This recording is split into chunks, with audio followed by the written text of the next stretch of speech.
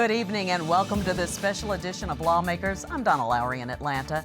This special legislative session is taking place because last month, U.S. District Judge Steve Jones ordered Georgia to draw black majorities in 1 additional congressional district, 2 additional state Senate districts, and 5 additional state House districts. We're going to dig into the specifics of why and explain why this could affect you the next time you go to the polls, and we'll talk to our guests about that.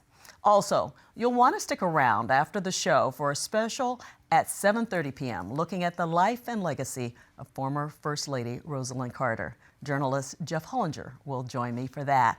But we begin with a look at what happened today under the Gold Dome from GPB's Capitol correspondent Sarah Callis. The special session started with a bang as members of the House and Senate reviewed the new legislative maps proposed by Republicans. The Senate hit the ground running when Democrats immediately protested the new proposed maps. They said that the proposed maps still do not remedy the issues determined by a federal judge and move too many of the existing majority black Senate districts. Democrats in the Senate proposed their own version. The new proposal does nothing to improve the voting power of black voters in the areas in which the court found Voting Rights Act violations. It's for these reasons that we encourage the General Assembly to thoughtfully consider and adopt the Democratic proposal that fully complies with the court's order. In the Senate, Democrats continued their dissent of the Republican proposed maps by calling them disingenuous. The Republican proposed maps, they failed to do what the judge ordered, and they fail once again to comply with the Voting Rights Act by continuing to dilute the power of black voters. I guess you all thought that we would sit by and say nothing. But those of us who are black here know why we were sent here, know that much blood was shed for our right to vote and for black people to be represented. So we need to stop playing with these numbers and keep these numbers intact and stop diluting the black vote. Later this afternoon, Republican-controlled Senate Committee on Reapportionment made their case for the new maps. We believe we've reached a plan that is far better than those produced by the plaintiffs, while also complying with everything the judge requires. The 15 changed districts here are less than those proposed by the plaintiffs' experts. So we were able to maintain district cores in a better way than their experts did. The plan does not eliminate any existing minority opportunity districts. Judge Jones was very clear on page 510 of the order that we cannot eliminate any existing minority opportunity districts. While he doesn't define that term, it's clear that he's referring to existing majority black districts. On page 511, he refers to whether the plan provides black voters with additional opportunity districts. The meeting was then opened up for public comment. We are asking you to ensure that the lines drawn on these maps are a reflection of the people's will, not the interests of a select few. More fair and accurate maps help us to reinvigorate more young black and brown voters to get engaged and motivate them as they let their voices be heard. To you all here in this room, it is your job to prioritize fair and accurate maps so that we can get this job done. The future generation of black and brown voters in Georgia are counting on it. It is absolute fiscal irresponsibility to enact the maps that you enacted that you were warned were flawed, cost us tens of thousands of dollars a day in legal defense, continued legal defense, in the session we're engaged in right now. House Appropriations Chair Rob Leverett said that the House Republicans consulted with lawyers to ensure the new House maps would address the judge's recommendations. But he's ordered that we draw 5 new majority black districts throughout the state. 1 of them is in the West Metro area, 2 of them are in the South Metro area, and 2 of them are in the Macon-Bibb area. So this plan does comply with this order. But not everyone was happy with the new House maps either. Although the proposed maps make widespread changes to the plan that was passed in 2020, it continues to perpetuate the racial gerrymandering.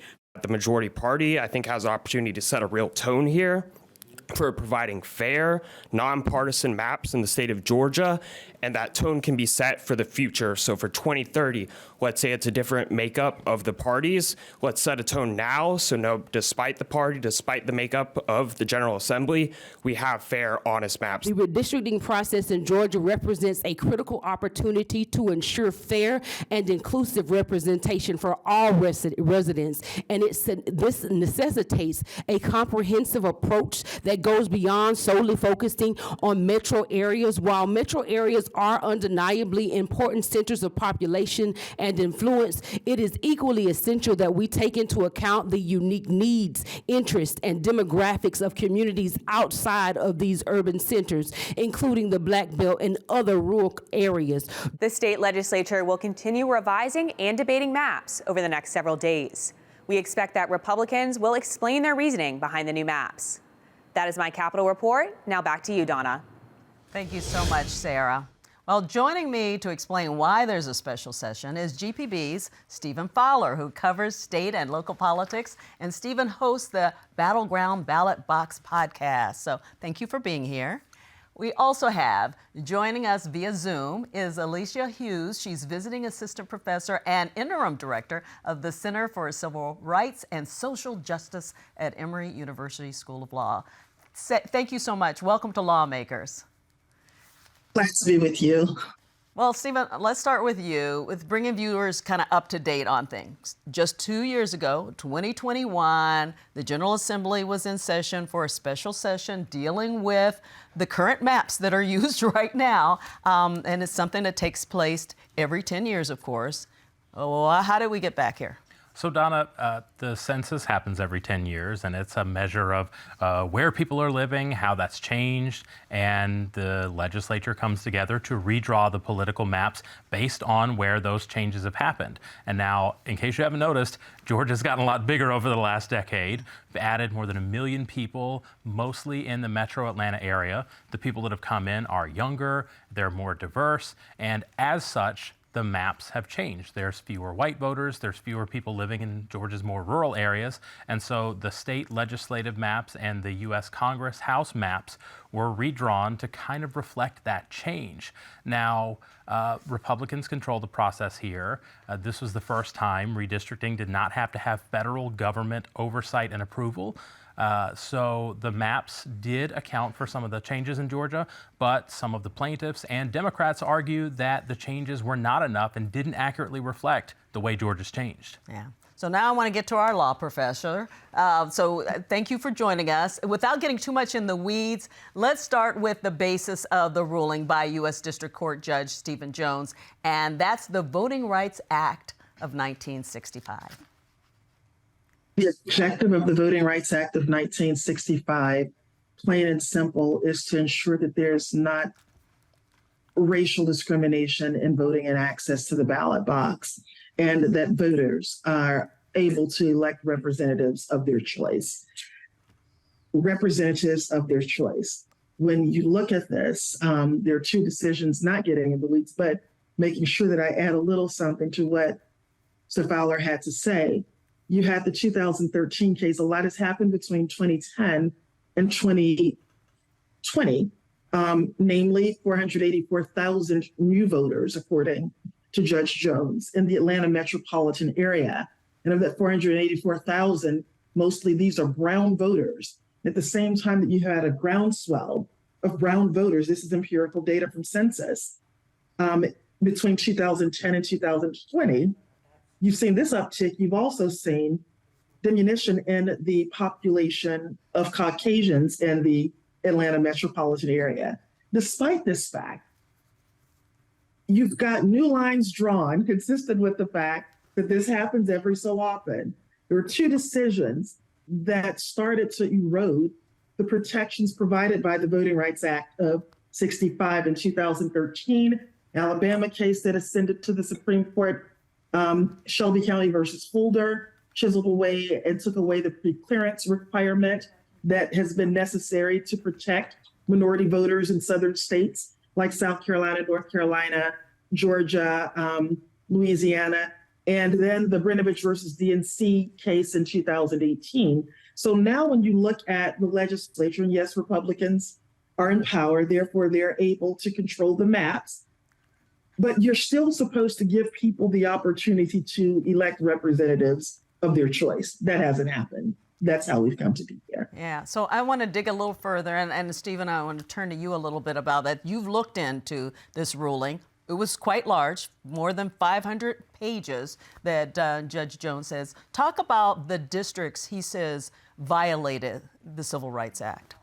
So Donna, not every district in Georgia was looked at. Not every district was challenged. And there are a number of districts that Judge Jones ordered must be created. And he highlighted in his ruling several districts that violate the Voting Rights Act by either packing too many black voters into one district to kind of dilute the power, or to crack them and spread them across multiple districts where they weren't really able to use that power. And so in the congressional districts... Yeah, let's look at a map of the congressional districts. There were several congressional districts, basically in the northwest quadrant of the state, that Judge Jones said violated the Voting Rights Act, and says that there needs to be a new majority black congressional district centered in Atlanta's western suburbs. In the state house, you had several districts. You had several districts, mainly in Atlanta's southern suburbs and around Macon, where there were violations of the Voting Rights Act and there needs to be more work done. And then with the state Senate, you also had, again, in this Atlanta southern suburban belt, where there have been a huge outgrowth of black voter population increase and a huge vote of that are still represented mainly by white Republicans. So it's a very, very granular look at the lines. I mean, there were lots of sample maps and data and things like Polsby Popper scores in there to put in there to really put the numbers behind the argument that black voters in Georgia do not have the ability to fully elect the candidates of their choice. And now we are here with this special session with these maps that aim to remedy that. Okay, so I like the way those maps actually showed the areas. There are other parts of the state that are not affected, just those areas. So, Professor, Georgia's not the only state facing court orders, and you talked about that a little bit. But where does Georgia fit in the big picture when it comes to redistricting? Oh boy, things don't look great, but they're not as bad as they are in, per se, neighboring state of Alabama, where, and so we have we've been given an opportunity to remedy the issue. I think I should start there. I applaud Governor Kemp for calling the special session and for putting something forward that can be considered. I am hopeful that Georgia will actually draw things that do, or draw a map that takes into consideration everything that Judge Jones said in this very nuanced 516-page opinion. I think that we could take a look at what happened in Alabama, and you could see a foreshadow. If the General Assembly does not get this right, we can expect the appointment of a special master, potentially similar to what has happened in Alabama, because there was a defiance of the court order, is what was determined. The special master was then given the authority to draw the districts that would comply with the court order.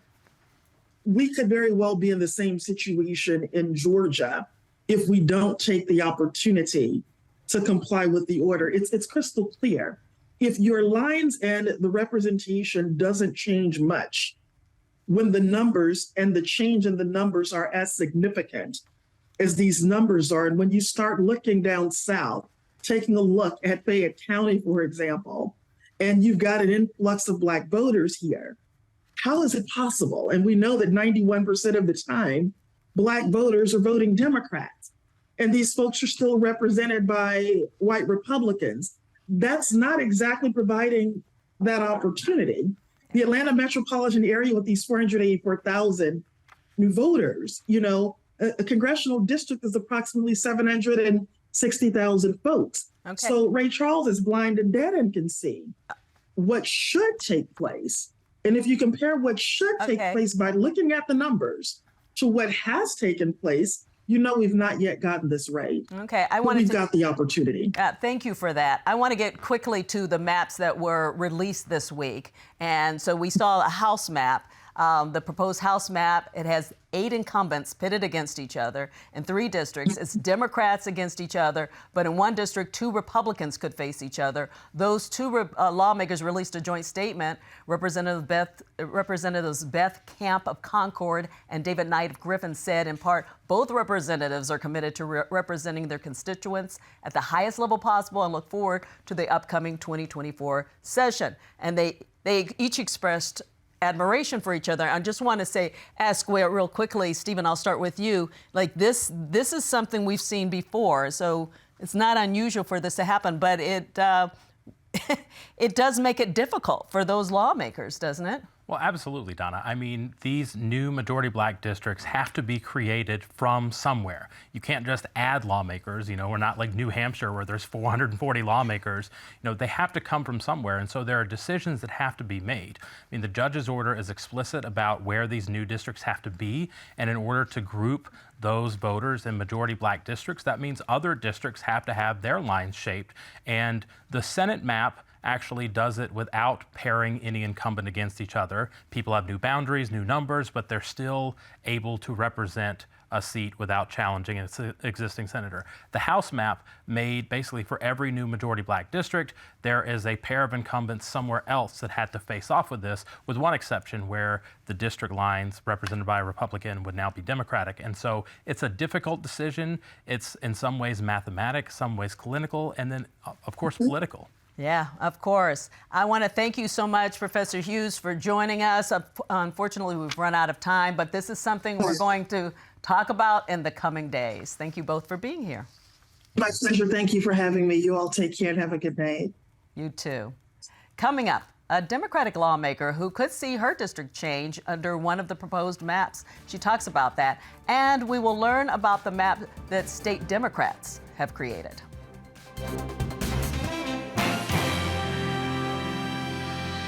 Good evening. I'm Jeff Bennett. And I'm Amna Nawaz. On the NewsHour tonight. The PBS NewsHour, your source for news you can trust, asking tough questions. What's the Russian response you're trying to avoid at this point? They've already bombed civilian targets and hospitals and so on. The world does not want Vladimir Putin to use a tactical nuclear weapon. Should Democrats supply their votes if it means avoiding a government shutdown? Well, right now, it's very much in the hands of the Republicans in Congress to be able to do just that. Covering events as they unfold. How long will Norfolk Southern maintain a presence in East Palestine? As long as it takes. Once again, the headline we're reporting is another mass shooting in America. From Capitol Hill. Do they have the votes? This is the first big test of this Republican new House.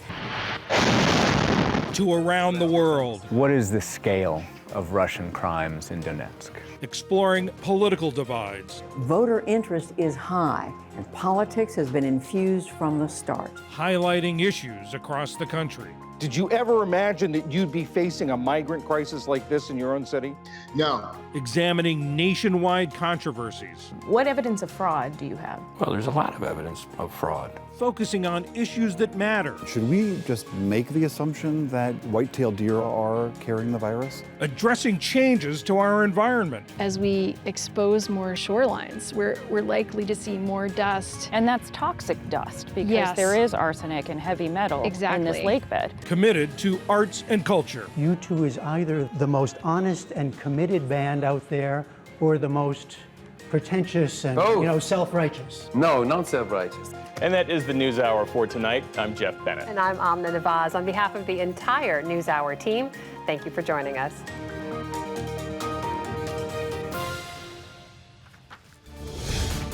Welcome back to this special edition of Lawmakers. I'm Donna Lowry. Both the House and Senate paid tribute to First Lady Rosalynn Carter today. Ms. Carter was warm and welcoming, wise and witty. And whenever I had the opportunity to be in her presence, I felt like it was a Christmas gift. She advocated that mental illness and physical illness should be treated equally. And I am very proud of the great strides the Georgia House of Representatives has made in this area. All of Georgia In fact, many across the world and in our wonderful country are mourning the passing of Rosalynn Carter, such a great and distinguished woman. Mrs. Carter served her state, her country, and her community with the utmost integrity, intellect, commitment, and compassion. Well, joining me now in the studio is the last person you heard in that sound we just played from the Gold Dome, Democratic Senator Elena Parent, and she's of Atlanta. She's also the Minority Caucus Chair, so thank you so much for being here. Thanks for having me. We're going to talk about redistricting, and to be fair, we invited multiple Republican lawmakers, but no one was able to come on the show. So, Senator Parent, back when the redistricting process took place in 2021, the Democrats expressed a lot of frustration about what was going on, and then we saw the court challenges. How confident are you that we might actually see more court challenges even after this session right now? What are you feeling? Yeah, well, there was frustration in 2021, Donna, because all of Georgia's population growth in that decade had actually been among voters of color. And in the maps that were enacted, those voters were not provided an opportunity to have representatives reflective of their communities and values, new opportunities that should have been commensurate with the growth in their population. So to answer your question about further court challenges, I feel quite confident that at least with the Senate map, the one that I'm the most familiar with, that we certainly and unfortunately will continue to see court challenges if indeed the map that's been unveiled is passed.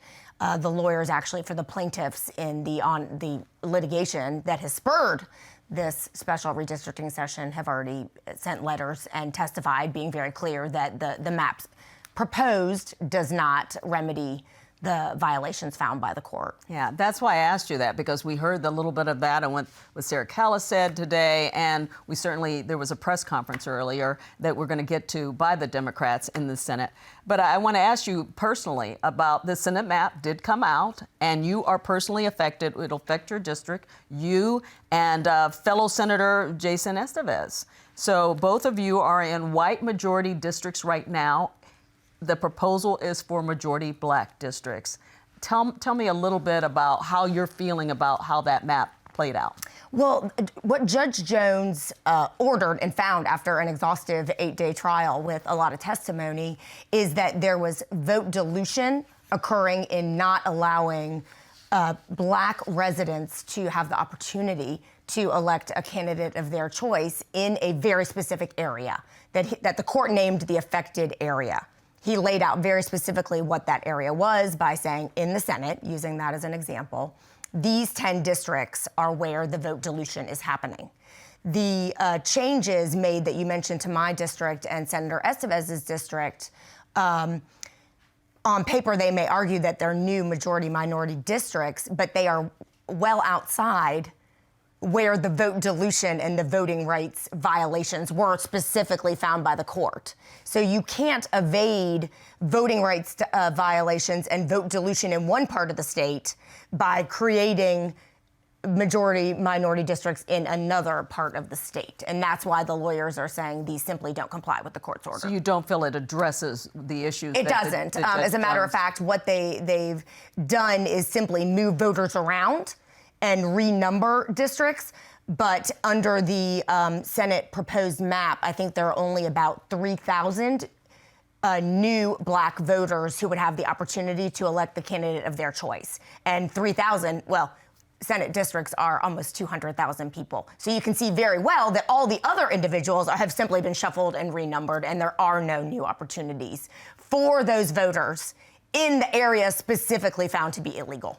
Now, as you guys did before in 2021, the Democrats have your own maps. You come up your own. And earlier today, the Democratic caucus held a press conference, and this is what we heard.